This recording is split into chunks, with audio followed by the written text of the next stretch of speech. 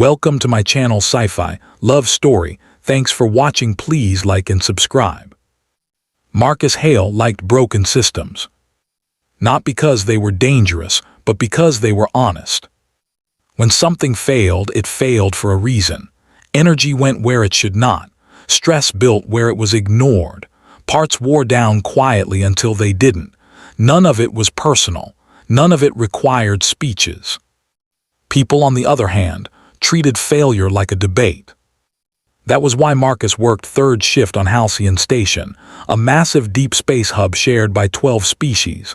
Less politics, fewer meetings, more machines. So when his wrist console chimed with a routine maintenance request, Marcus sighed and stood up.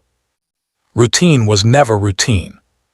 The request came from a section of the station that technically did not exist on public maps. Sublevel gray. Old. Very old. Old enough that the station's primary AI refused to generate schematics and instead offered a polite warning. Subsystem origin unverified. Exercise discretion. Helpful, Marcus muttered as he grabbed his tool case. The elevator ride down felt longer than it should have. Gravity adjusted twice. Lights dimmed, then brightened again, as if the station itself was thinking things over. When the doors opened, the corridor beyond curved slightly to the left. That would not have bothered Marcus, except it curved again when he blinked. He stopped walking. The corridor did not move. The walls did not shift, but his eyes insisted that the distance ahead was wrong, stretched and compressed at the same time. "Okay," he said quietly, "that's new." He kept going. The air felt heavier the farther he walked, not thicker, just more attentive. Decorative drones lined the walls, gold and silver shapes frozen in elegant poses. According to his console, they were inactive. According to his instincts, they were watching him. Marcus reached the end of the corridor and faced a massive sealed door made of a material he did not recognize. No seams, no controls, no power readings. Before he could raise his scanner, the door slid open.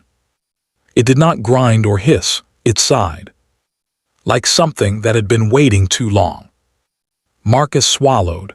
"Right, I'm just here to stop you from overloading the station, that's the deal." The chamber beyond was enormous and quiet in a way space rarely was. Not empty, just holding its breath. At the center stood a structure that looked like a console only if someone had described a console to a sculptor who had never seen one. Smooth surfaces flowed into each other like frozen light. Lines shimmered across it, forming symbols that rearranged themselves as Marcus approached. His console flickered. No schematics, no warnings. Just a single line of text. If energy SPIKS, stabilize input. Marcus frowned. That's not instructions, that's a suggestion. The structure pulsed softly, as if amused. He circled it carefully, scanning energy flows that twisted in patterns he did not recognize. This wasn't a generator. It wasn't a reactor. It was something else entirely, tied directly into the station's core systems without using any visible conduits. A regulator, Marcus realized. Not producing energy, controlling it. The reading spiked suddenly. The station shuddered just slightly. "Hey," Marcus said, placing a steadying hand on the console's surface without thinking. "Easy, we can fix this." The moment his skin made contact, the universe noticed. Light raced outward from the structure in silent waves, threading through the chamber walls, through the station, through space itself. Gravity flickered. Marcus's boots lifted an inch off the floor before dropping back down. "Okay," he said quickly, "that's on me." The structure unfolded, surfaces separating and rejoining in impossible ways. Symbols flared, then dissolved, replaced by patterns that made Marcus's head buzz. His console sparked and went dark. The vibration settled into his bones, not painful, just persistent. Like standing too close to a massive engine that was quietly thinking. Then it stopped. The chamber dimmed. The structure returned to stillness as if nothing had happened. Marcus stood there, heart racing, waiting for alarms, explosions, anything. Nothing came. He let out a slow breath. "Diagnostic complete," he said weakly. "I think." He turned to leave. The air shimmered. Light folded inward, forming a figure that solidified with precise control. Tall, slender, alien but close enough to human that the differences stood out more sharply. Long ears swept back from her head. Her skin held a faint natural glow, not bright, just alive. She wore armor that looked ceremonial and functional at the same time. She stared at Marcus. Marcus stared back. "This," he said carefully, "is not a standard maintenance hologram." Her expression shifted from shock to something colder and sharper. "You activated it." Marcus lifted his hand halfway, then lowered it. "In my defense, it was overloading the station." Her gaze flicked to the structure, then back to him. "Do you know what that system is?" "A regulator," Marcus said. "Ancient, badly calibrated. Honestly, it's impressive it lasted this long." She inhaled slowly. "That system is part of the Galactic Stability Lattice." Marcus blinked. "That sounds important." "It governs energy balance across multiple star systems," she said. "It was sealed because no living species could interface with it safely." Marcus glanced at the console. "That explains the lack of warning labels." The woman stepped closer. The air felt denser around her. "It does not respond to chance," she said. "It responds to compatibility." Marcus laughed once, nervous. "I'm good with machines." Her eyes narrowed. "It has authorized you." The station shuddered again, stronger this time. Somewhere far beyond Halcyon Station, ancient systems awakened. Marcus felt it then, a strange pull in his chest, not pain, alignment. "Okay," he said slowly. "Hypothetically, if someone wanted to undo that." "There is no undoing," she said. Figures appeared around the chamber as the air shimmered again. Alien officials, scientists, guards. Data projections spiraled through the space, wrapping briefly around Marcus before he waved them away. "Personal space," he muttered. The woman straightened, authority settling over her like gravity. "Report." A robed figure bowed. "Activation wave confirmed. Lattice nodes across 12 systems are responding." Several sets of alien eyes turned to Marcus. He raised both hands. "Hi, sorry." One of the guards frowned. "Is that the interface?" "Interface," Marcus repeated. "That implies training." The woman shot him a sharp look. "Remove him from the chamber," she said. "Gently. If his neural state destabilizes, the lattice may react." "Great," Marcus said, as the guards escorted him through corridors that unfolded ahead of them like the station was eager to assist. No pressure. They walked in silence. The station felt different now, alive. Lights adjusted to his pace. Gravity smoothed itself around his steps. The woman walked beside him, watching reflections in the walls. "This was not supposed to happen," she said quietly. "Tell me about it," Marcus replied. "I was scheduled to replace a capacitor." She studied him. "You show no signs of panic." "Oh, I'm panicking," he said. "Just internally keeps things efficient." A faint twitch touched her mouth before discipline erased it. They entered a chamber overlooking the stars.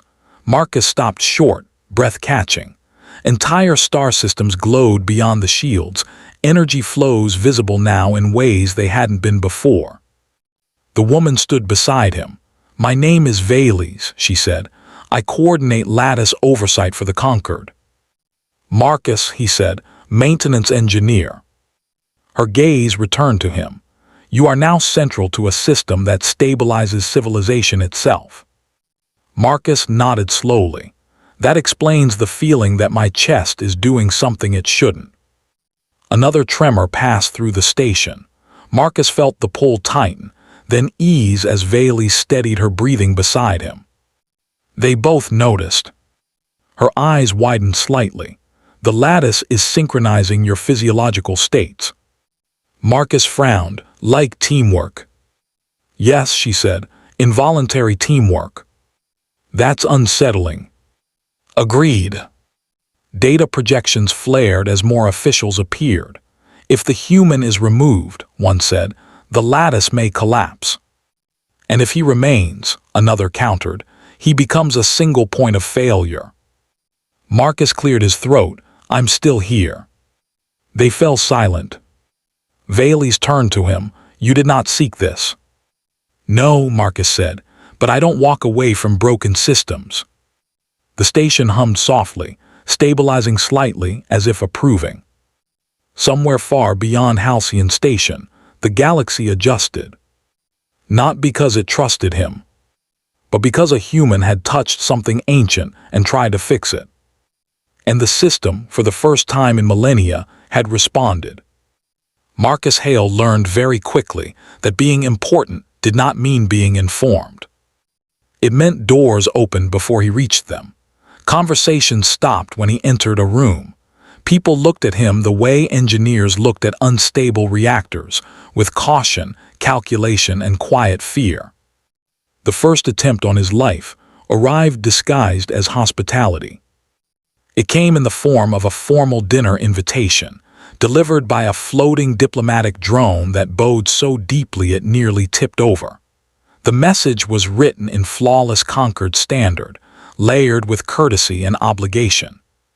Marcus read it twice, then looked up at Valles. Is it normal, he asked, for people to try to kill you over dinner? Valles skimmed the message unimpressed. That one is subtle, she said. It implies respect. That's comforting. They attended anyway. The dining chamber was vast, its ceiling projecting slow-moving stars that reacted to sound. Every movement felt measured, every glance carried intent. Marcus sat stiffly, hands folded in his lap, resisting the urge to check non-existent tools. Valles sat beside him, posture calm, eyes alert. Halfway through the first course, Marcus felt the pull in his chest tighten. Valles, he said quietly, something's wrong. She sensed it too. The stars above flickered, the cutlery vibrated. Do not move, she said. The fork in Marcus's hand melted. He blinked. Well, he said, good thing I wasn't attached to that. Energy flared as security fields snapped into place.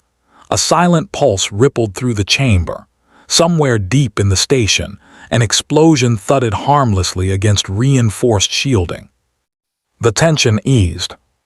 Valles exhaled slowly. You handled that well. I once fixed a coolant line while it was on fire, Marcus replied. My standards for a bad evening are flexible. They relocated to a quieter wing afterward. One designed, Marcus suspected, for people who spent their lives making decisions that affected billions. Images filled the walls, treaties signed, wars prevented, systems stabilized. Valles stood before them, hands clasped behind her back. You have changed the lattice, she said. I didn't mean to, Marcus replied. That is the problem, she said softly, and the solution. The lattice no longer behaved like an absolute authority. It no longer enforced balance through rigid correction. It responded to Marcus's instincts, patching problems instead of suppressing them, allowing controlled instability instead of absolute order. You're saying it's learning bad habits, Marcus said. She looked at him. Human habits. Threats escalated. Not open war, not yet. Instead, pressure, political maneuvers, attempts to isolate Marcus from the lattice, proposals to replicate him, to replace him. None worked. Every time stress rose, the lattice reacted, smoothing energy flows when Marcus calmed, flaring when factions pushed too hard. He is not controlling it, one counselor said. He is influencing it. Marcus overheard that one. That's usually how broken systems get fixed, he muttered. The breaking point came without warning. A distant sector collapsed into chaos as multiple lattice nodes conflicted, ancient protocols clashing with newly learned flexibility. Jump routes destabilized. Stars flickered. The galaxy held its breath. The council convened in emergency session. Voices rose. Accusations flew. Solutions contradicted each other. Marcus watched, feeling the familiar pressure build. "They're trying to command it," he said quietly. Valles turned to him. "What would you do?" He hesitated, then shrugged. "Stop treating it like a ruler." He stepped forward before anyone could stop him. "The lattice is infrastructure," Marcus said, his voice carrying farther than it should have. "It was never meant to decide. It was meant to support." Silence fell. "You're forcing stability," he continued. "That works until it doesn't. Let it assist. Let civilizations manage themselves." "That risks chaos," someone snapped. Marcus nodded. "Yeah, maintenance always does." The lattice surged. Not violently, curiously. Marcus felt it then, not pulling him but listening. "Reroute authority," he said slowly, following instinct. "Distribute load, reduce central dependency." Data flared. Systems adjusted. The lattice reconfigured itself, ancient logic rewritten not by force but by example. Stars stabilized, jump routes smoothed. The crisis passed. Marcus sagged slightly, breath shaky. Valles steadied him instinctively, and the lattice hummed contentedly. "You just rewrote galactic infrastructure," she said. Marcus rubbed his face. "I applied a patch." The lattice released him gradually. The pull eased, the pressure faded. For the first time since activation, Marcus felt like himself again. The council reconvened days later. This time there was no panic. Just understanding. "The lattice no longer requires a living interface," Valles announced. "It has adapted." Marcus blinked. "I'm fired." She smiled faintly. "You are free." Relief washed through him so strongly he laughed. Humanity's status changed quietly after that. No declarations, no monuments. Just requests. When ancient systems failed, humans were called. When impossible problems arose, someone asked, "Has a human looked at it yet?" Marcus returned to work. He insisted on a small workshop aboard Halcyon Station, fixing things that rattled or hummed the wrong way. He trained others. He slept normally again. Valles ruled differently now. She delegated, trusted, rested. They met often, usually over quiet observation decks. "You never sought power," she said once. Marcus shrugged. "I just don't like systems breaking." She looked out at the stars. "That may be the most dangerous trait of your species." The galaxy stabilized. Not because of prophecy. Not because of destiny. But because humans treated the universe like something that could be understood, adjusted, and repaired. One evening, standing together at the same balcony where it had all begun, Marcus leaned on the railing. "So," he said, "still mad I touched the relic." Valles considered, then shook her head. "No, I am grateful you did not walk away." Marcus smiled. "I don't walk away from broken systems." The station hummed softly, balanced, quiet. The galaxy no longer feared humanity. It scheduled them,